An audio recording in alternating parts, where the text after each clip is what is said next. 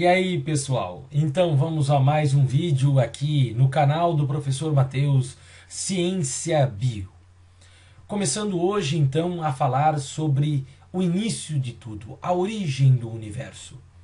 Com essa maravilhosa teoria de 1948, a teoria do Big Bang. Esta imagem aqui mostra o que talvez teria sido o Big Bang. Essa grande explosão que deu início ao universo, aos planetas, às galáxias, a tudo que a gente conhece hoje. E a Terra era uma bola de fogo, aonde passar aí mais ou menos 1,5 bilhão de anos, passou a se resfriar. E nesse resfriamento veio a possibilitar o primeiro organismo vivo a surgir na Terra. Então, ainda falando aqui da Terra primitiva, dessa pós-teoria do Big Bang, nós temos a origem da vida. Uma teoria que nos leva à origem da vida, que é a teoria de Oparin. Oparin nos disse que na Terra primitiva nós tínhamos uma atmosfera primitiva, moléculas e compostos se formando, de compostos inorgânicos para compostos orgânicos, de uma forma totalmente espontânea, não é? Onde nós tínhamos aqui na atmosfera primitiva oxigênio, vapor de água, hidrogênio, amônia, metano e nitrogênio. E esses gases, então, possibilitaram aí o surgimento dessas moléculas que eram inicialmente inorgânicas e foram se tornando orgânicas e se acumulando aqui nos mares da Terra primitiva, possibilitando então o surgimento do primeiro organismo vivo. Nós temos então o experimento de Miller, que nos traz a comprovação em laboratório do que realmente poderia ter acontecido nessa origem da vida. E Miller nos traz aqui no seu experimento todas as questões que envolvem aquela atmosfera primitiva, a Terra primitiva. Olhem só, as descargas elétricas, né, a radiação solar, né, o aquecimento do globo terrestre, da crosta terrestre, né, a mistura desses gases, então, também nessa atmosfera, esse acúmulo de água que formaram então os mares e os lagos primitivos. Ele simulou todas essas condições em laboratório por volta de 1953 e provou que era possível formar aminoácidos nessa atmosfera, nessa Terra primitiva. E desses aminoácidos surgir, talvez aí em moléculas mais complexas, né, um primeiro organismo vivo, um primeiro ser vivo. Aqui, se tratando agora dessa questão, então envolvendo a teoria, a experimento de Miller, a teoria de Oparin, no surgimento do primeiro organismo vivo. Então vocês vejam aqui, ó, nesta bola, nessa esfera, né, o vapor de água, o metano, a amônia, o hidrogênio, quer dizer, todos aqueles gases da atmosfera primitiva, em altas temperaturas, com raios, com a incidência solar, que vem a formar aí os primeiros aminoácidos, ou seja, as primeiras moléculas orgânicas na Terra, né? Essas substâncias, então, esses albuminoides, ou seja, a albumina, né? Essa proteína, através do aquecimento do solo, formam moléculas mais complexas.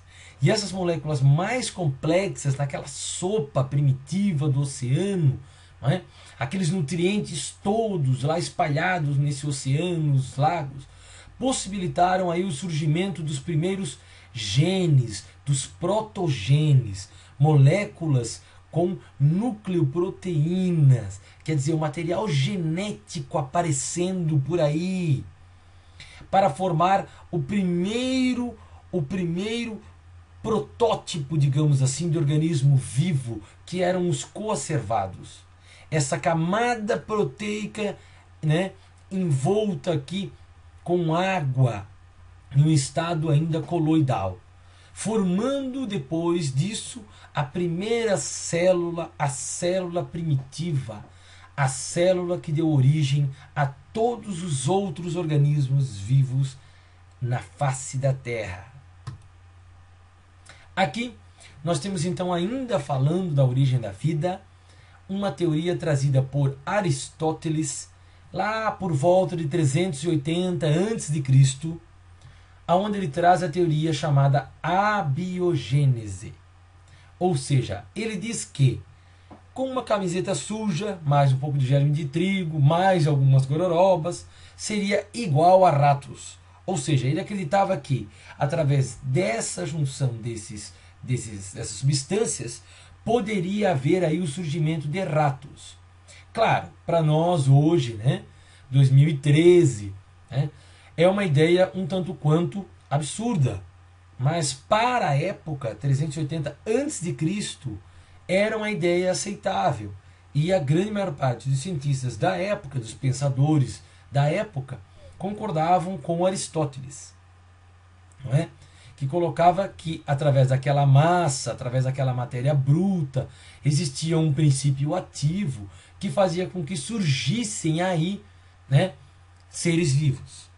Mas, logo após, alguns anos após, né, Aristóteles colocar essa sua teoria, essa sua ideia, né, surgiu realmente uma experiência, um experimento mais plausível, digamos assim, de Francesco Redi. Este cara, Francesco Redi, veio com esse experimento aqui, onde ele colocou aí alguns frascos de vidros abertos, com aquela carne, aquela gororoba dentro, né, e alguns frascos fechados. Nos frascos abertos surgiram moscas, larvas de moscas, né, que possibilitaram surgir a vida, né, que Aristóteles falava. Mas nos frascos fechados não houve larvas, ou seja, ausência aí de larvas.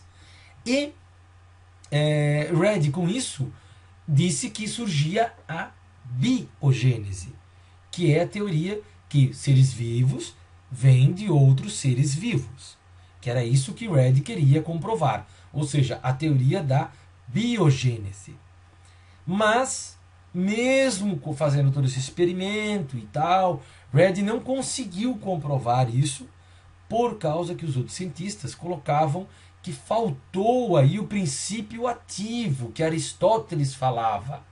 Ou seja, porque ele fechou os frascos, não houve a possibilidade do princípio ativo agir naquela matéria bruta, por isso não havia surgido novos seres vivos. Então Redi não conseguiu comprovar a biogênese, que era o que ele queria. Mas aí, muitos anos depois, surgiu uma experiência, um cara chamado Louis Pasteur. E Pasteur, que é um francês, né? Tem que fazer biquinho assim para falar, né? Pasteur, viu? Trouxe esse experimento que é muito interessante, que foi realmente assim primordial para acabar com essa história da abiogênese que Aristóteles vinha então conseguindo manter, né, essa ideia, por alguns cientistas ainda conseguindo manter essa mesma ideia da abiogênese. Então Pasteur, ele acaba definitivamente com qualquer possibilidade da abiogênese, provando que em 1862, né, esse cientista, então, Louis Pasteur, ele consegue provar através desse experimento, aquecendo aquela mesma gororoba e tal, fervendo toda aquela, né, aquela mesma pasta que Redi também utilizou e tal, né, e ele acabou esterilizando esse material, ou seja, não havia possibilidade de nenhum outro micro-organismo vir a surgir. Ele deixou esse vidro aberto, ou seja, ele não matou o princípio ativo, tal princípio ativo, né, de Aristóteles, e comprovou então que não haviam organismos, esses organismos não poderiam se originar ali dentro, e acabando de vez com a ideia da abiogênese e surgindo então a biogênese.